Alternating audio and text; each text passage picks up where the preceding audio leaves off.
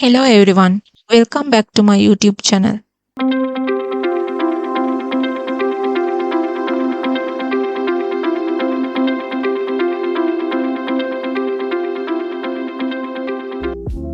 මේ වීඩියෝ එකෙන් අපි බලමු කොහොමද ලේසියෙන්ම drop down list එකක් හදාගන්නේ කියලා.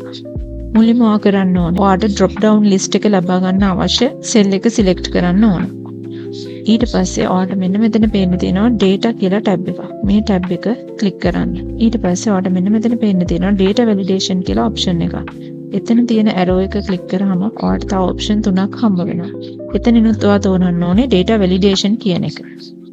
ඊට පස්සේ මෙන්න මෙතනදී ඔයා validation criteria කියන එක යටතේදී list කියන එක තෝරන්න ඕනේ. ඊට පස්සේ source කියන එක යටතේ ඔයාට අවශ්‍ය තේරීම් ලබා දෙන්න ඕනේ.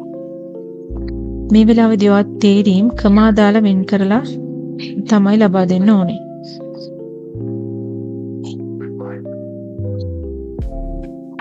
ඊට පස්සේ okay කරන්න.